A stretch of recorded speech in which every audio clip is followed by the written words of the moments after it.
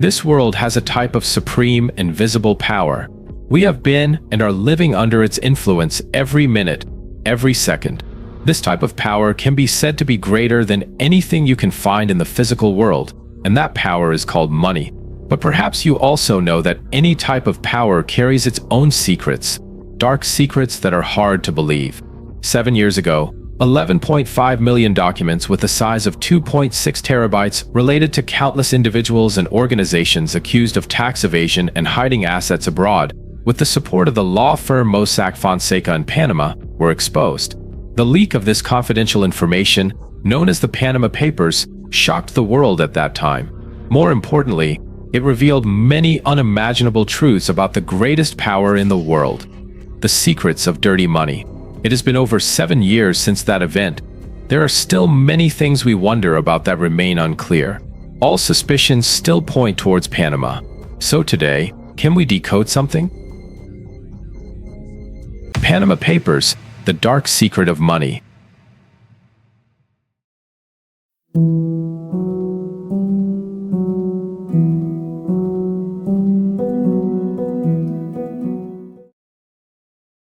This is Panama, a country in Central America. The impression of the vast majority of us about this nation is not much. They are not particularly wealthy, nor do they stand out in fields like sports, culture, or cinema. But everything changed since 2016, and it all started from here. We are in Panama City, the capital of Panama. From a distance, the view of Panama City is very impressive.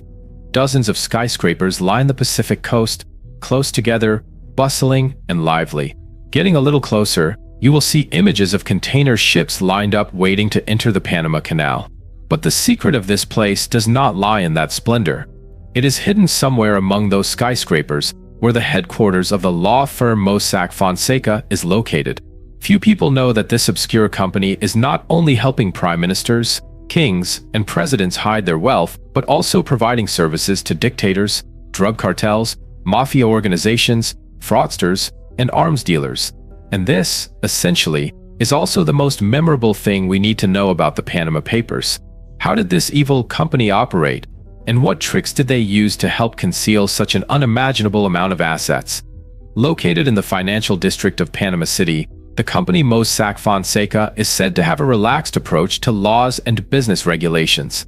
After all, in a tax haven, how can one do business without being relaxed? Mossack Fonseca's business model is based on a simple yet extremely understandable principle. You can own an anonymous company established for just $1,000. If you are willing to pay additional fees, Mossack Fonseca also offers a nominee director for your company to completely conceal the identity of the actual owner. From the outside looking in, they guarantee 100% that no one knows what activities are taking place inside the company you are operating in the shadows. These nominee directors have the sole responsibility of signing blank paperwork or contracts without knowing what their signatures will be used for. Important details will be filled in by you on those documents later, as needed. Of course, you can write anything you want in that contract. Overall, owning a company abroad is not illegal. In fact, this can be seen as a reasonable step to expand business transactions. However, when considering the entire Panama Papers, it can be seen that the main purpose of Mossack Fonseca is to conceal the true identities of the owners of offshore companies. The entrance to the company's headquarters in Panama City is always guarded by strict security personnel.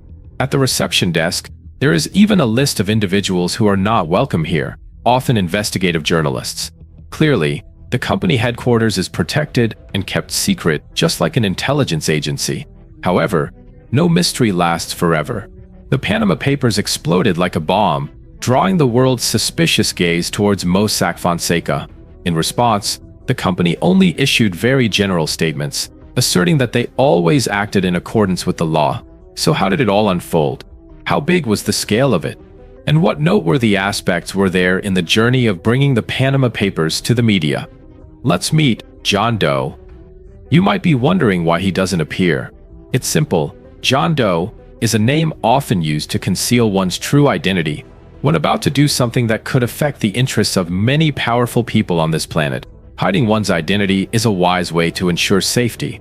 The character, John Doe, made a phone call, dubbed the call of the century, to investigative journalist Bastian Obermeier of Süddeutsche Zeitung.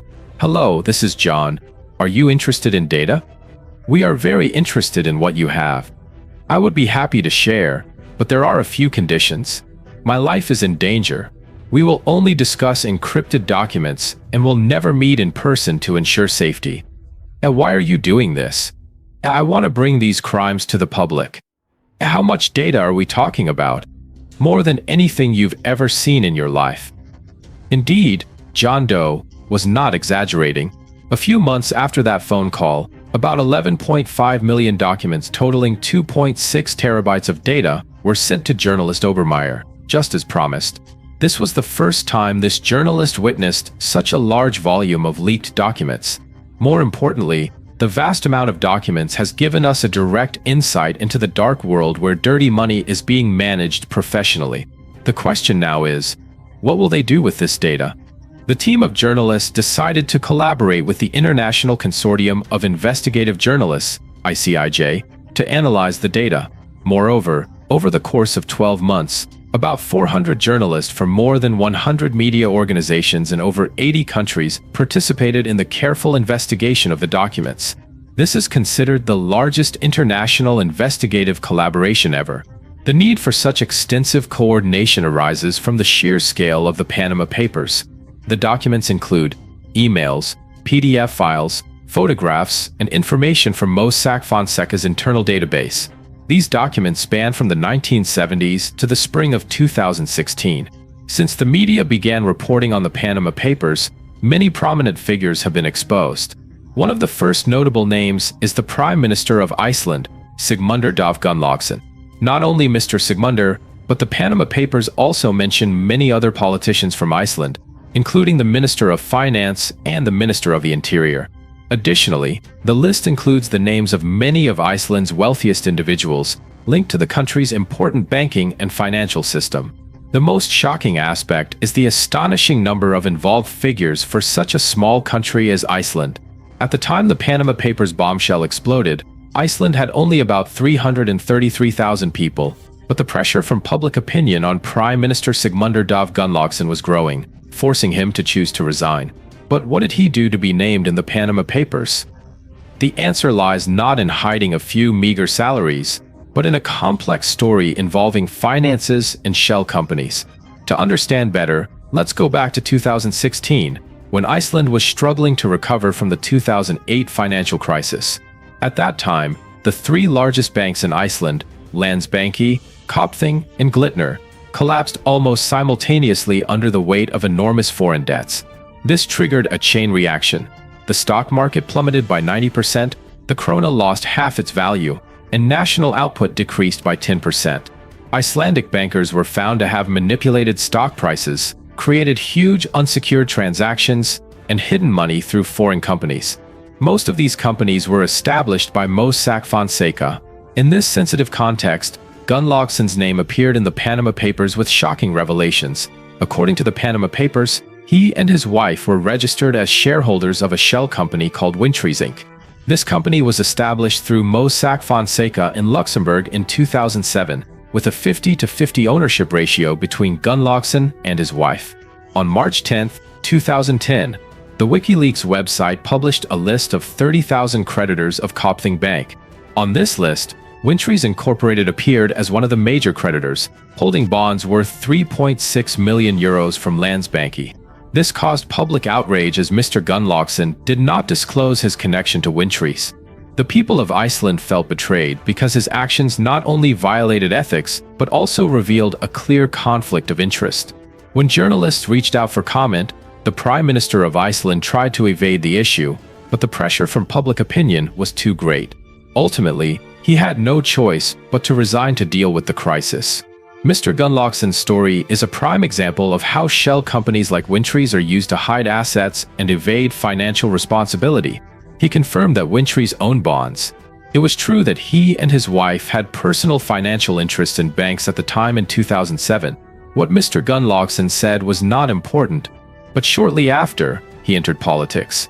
In 2009, he became the chairman of the Progressive Party and was elected to parliament in April of that year. At that time, a new law on transparency for members of the Icelandic parliament came into effect. Under this law, MPs must declare if they have shares exceeding 25% in any company. However, Mr. Gunnlaugsson did not declare his shares in Wintries, even though he held up to 50% of the shares.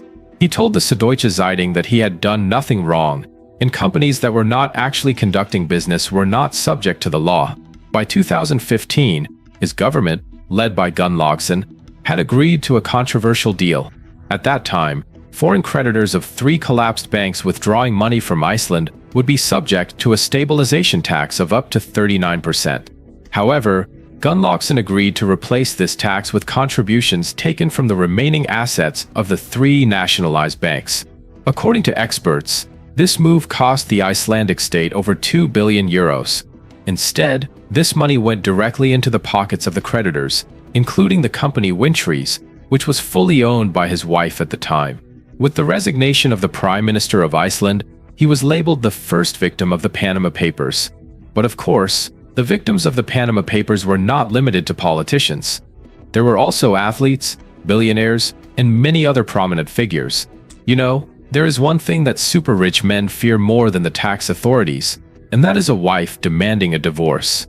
From this perspective, Panama became a haven for deceit, a lifeline for super rich husbands who did not want to share too much of their wealth with their wives.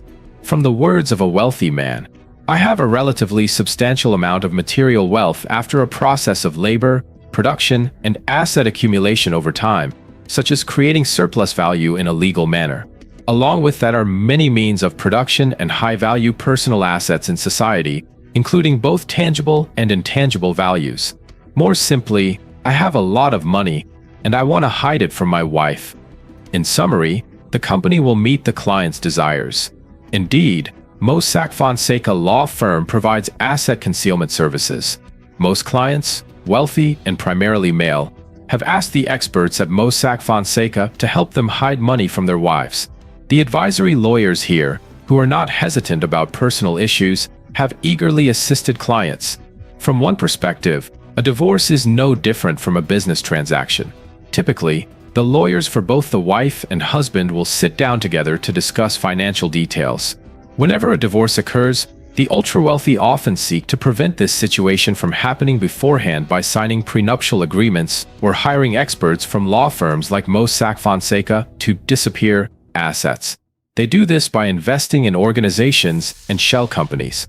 This is a calculated concealment of assets aimed at exploiting the loopholes in the law. Of course, there are also cases on the opposite side, meaning there are some wives who want to hide their assets before a divorce takes place. But how wealthy does one have to be to need to guard against their partner like that? Everyone knows they have a lot of money, both clean and dirty, but specifically how much? This is Russian billionaire Dmitry Rybolovlev. The divorce between him and his wife, Elena, not only attracted media attention but is also considered a textbook case on asset protection strategies in the event of a marriage breakdown. As one of the richest billionaires on the planet with a net worth of nearly $10 billion, it's no surprise that Rybolovlev appears in the Panama Papers. It's also not surprising that he sought to hide assets, from paintings and furniture to yachts. The couple met while both studying pharmacy and married in 1987 in Russia. Later, Rybolovlev became an entrepreneur in the fertilizer industry. The couple moved to Switzerland with their 2 daughters in the 1990s.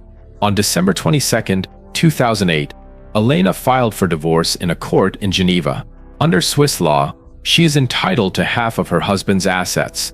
This move was indeed quite surprising and calculated, because with just $1 billion, not to mention half of her husband's assets, Mrs. Elena could live like a queen for the rest of her life. However, having earned that much money, the billionaire from Russia also knows how to keep it. Long before the divorce, Mr. Rybolovlev had transferred most of his assets into various trust funds. The purpose is believed to be to protect the financial future of his daughters. As for the paintings, furniture, and yacht, their legal owner is 3 shell companies registered in the Virgin Islands. If she wants to claim her share of her husband's assets, one thing is clear: Mrs. Elena needs to act quickly and decisively. Mrs. Elena's 3 lawyers met with her to discuss the divorce a week after she filed in Geneva. They expressed concern about Mr. Rybolovlev hiding the family's assets. For example, the paintings by Van Gogh or Picasso, which were previously kept in Geneva where the family lived. However, many pieces in the collection have been moved to Singapore or London. The lawyers also mentioned other valuable assets such as the Mayana yacht, worth $60 million. This yacht, on paper, belongs to a shell company named CH House.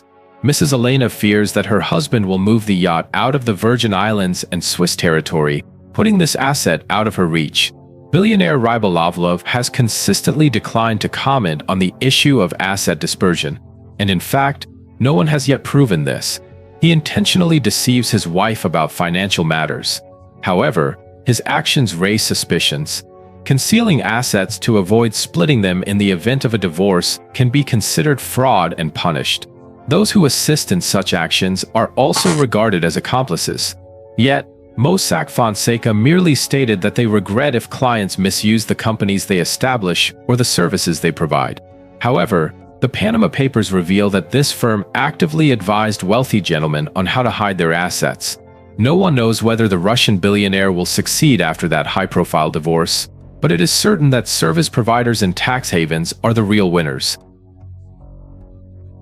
There is one more thing from the Panama Papers that shocked the world at the time but went unnoticed by many.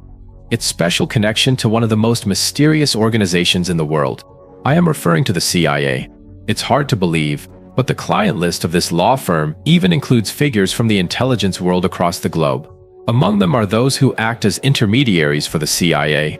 The Panama Papers are indeed connected to the Central Intelligence Agency of the United States, and this is most clearly demonstrated through the Iran-Contra affair. I will share more about this with you shortly. It was a shipment that took place on July 4, 1986, transported by a U.S. Boeing 707. After a long journey, it landed in Tehran, the capital of Iran. You wonder what it was carrying. Inside were the most valuable goods from the United States. 7 years after the Islamic Revolution, Iran was still under U.S. sanctions. The items being carried on that plane were all military equipment from the U.S., such as defensive missiles and fighter jet parts. All of these were prohibited from being brought into Iran. So why were they here? This illegal shipment was orchestrated by the CIA in exchange for the release of American hostages in Lebanon. Of course, Iran still paid for the shipment and released the hostages. There are reports that the CIA later used this money to fund the Contra rebel insurgents in Nicaragua. This incident is known as Iran-Contra and was not uncovered until much later. The man we are seeing is the owner of that Boeing 707, and his name is Fahad Azima. Even now, he claims to the International Consortium of Investigative Journalists that he had no idea the CIA used his company's plane to transport military equipment to Tehran. Oh no, I had no idea what they would do with my plane. Maybe they used it to transport soldiers for travel. So what? Mr. Azima did not say this, but perhaps his attitude somewhat reflects a feigned innocence. The Panama Papers indicated something completely contrary to the above statement. The name Azima appeared in the documents of Mossack Fonseca from 2000 onwards. At that time, he owned a shell company called ALG, registered in the Virgin Islands. This company was a subsidiary of a leasing corporation, a U.S. company in Missouri, managing more than 60 planes also owned by Azima. Mossack Fonseca staff happened to read an article and grew suspicious that Azima had connections to the CIA.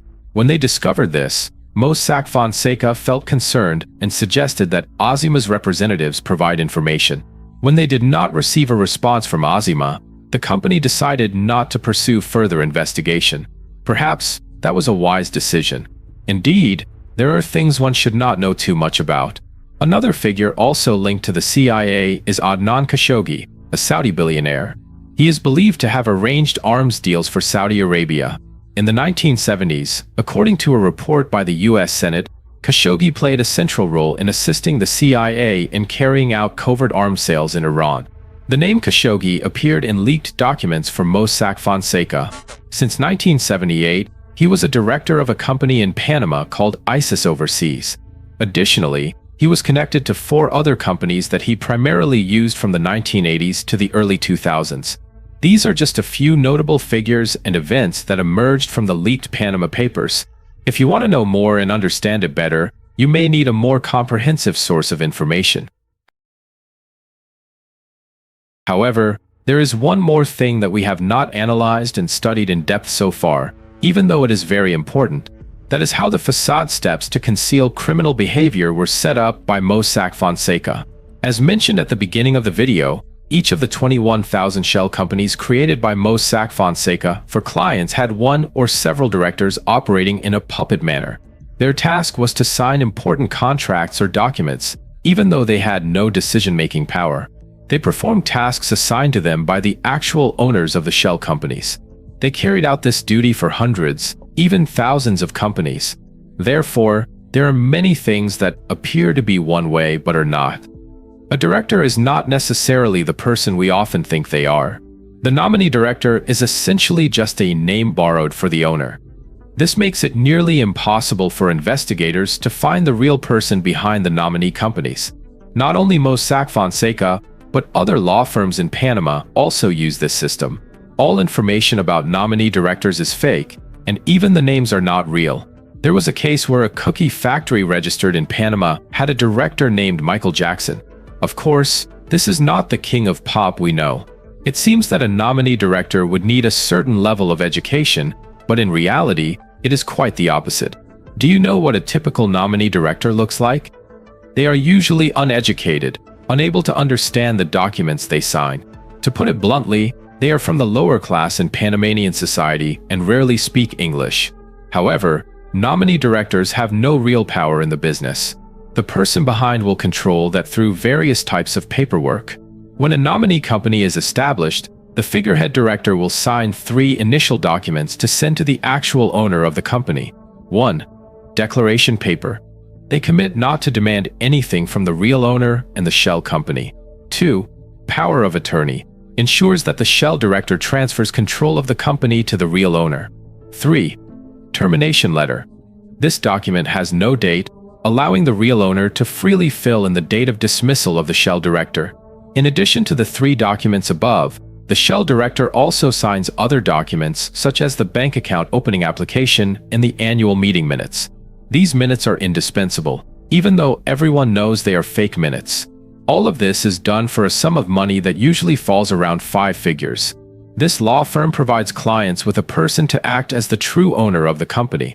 In summary, the world of shell companies abroad can succeed because there is a plentiful supply of people willing to rent their names and signatures for all shady business activities. They do this even though, theoretically, they could be prosecuted for the illegal acts of the company they nominally own. The shell director could even face millions of dollars in damages if they have to go to court for the shady activities of a company. Just one such lawsuit is enough to make their lives miserable. If so, I have a suspicion that the person named John Doe might be one of the puppet directors. Or perhaps, could it be that due to suffering severe damage, he has developed hatred and is determined to take revenge on the entire organization? The backstory of that villain is indeed compelling, but perhaps it never happened. What we currently have is still too little to know who the real forces are pulling the strings behind the public exposure of the Panama Papers to the world. By tracing back the events, we can gain a broader perspective. First, some person named John Doe provided 11.5 million documents of the Panama Papers to a German newspaper. Over 400 journalists then coordinated to investigate tirelessly for more than a year before officially unveiling the shock bomb. The moment the press exploited the Panama Papers was also when a series of questions and conspiracy theories emerged. The first hypothesis put forward is that the CIA is the one behind it all. This is the firm assertion of Bradley Birkenfeld, a former American employee of the Swiss bank UBS AG, and the whistleblower of this bank's tax evasion scheme to U.S. authorities in 2009. In an exclusive interview with CNBC Munich, Mr. Birkenfeld stated that the leak of over 11 million confidential documents from the law firm Mossack Fonseca in Panama certainly did not come from a whistleblower like him, but from an intelligence agency. He said, "I am sure the CIA is behind this. That's my opinion." Why is that? The CIA has long been known as one of the forces that control the world, and such global events are certainly not coincidental. In fact, the names that appear are all direct enemies of the US. There are Russia, China, Pakistan, and Argentina. And then, we do not see any American names. There is something particularly insidious behind this case. However, British Prime Minister David Cameron, who is also named in the Panama Papers, is a very close ally of the US. Are they willing to betray even their ally? This assessment about the CIA is just a hypothesis. The suspicions regarding the absence of American names are the same. Some people believe that journalists need to spend a lot of time diving into the 11.5 million massive documents. Due to the extremely complex network system of the Mossack Fonseca shell company, finding an American name behind a shell company is not a simple task. The US itself is actually a top location for the shell companies and intermediaries mentioned in the Panama Papers. States like Nevada have as many as 1,260 companies listed in the leaked documents. As for Wyoming, which has lax business laws, it is a perfect tax haven just like Panama. Thus, the national reputation of the United States is also significantly affected. Perhaps, the CIA cannot shoot itself in the foot like that. On the other hand, some believe that Russia is the real mastermind behind it. Clifford Gaddy, an economist working for the Brookings Institution, one of the leading Western experts on the Russian economy and a former advisor to the Russian Ministry of Finance in the 1990s, believes that Russia is behind the information leak. Mr. Gaddy points out several arguments published on the Brookings Institution's website to support his hypothesis as follows. First, a hacker backed by the Russian government wrote to a German newspaper to provide the leaked documents. Second, there is hardly any information in the Panama Papers that could affect Russian President Vladimir Putin, but the incident does affect the stability of the West. Third, there is a mountain of information in the Panama Papers that causes global leaders to panic. This affirms one thing: corruption exists everywhere, not just in Russia. Fourth, there are no prominent American names in the Panama Papers. This may be because this information was deleted from the documents provided to the German newspaper, which Russia kept for potential blackmail later. In conclusion, Mr. Gaddy analyzed that the purpose of those behind the Panama Papers is not to target those named, but rather those who remain unnamed. The real story lies in the information that is being withheld, not in the information that has been released. Secrets are revealed to destroy. Secrets are hidden to control. Mr. Putin is not a destroyer, but a controller. The message from the Russian side could be, "We have information about your shady financial dealings. We can keep it secret if you cooperate." The incident remains the largest and most serious information leak in history. Do you think there will be a similar incident in the future? What is the purpose of the forces behind the Panama Papers? Please leave your comments below this video. And now, goodbye and see you all in the next videos. Wishing everyone a warm day with family.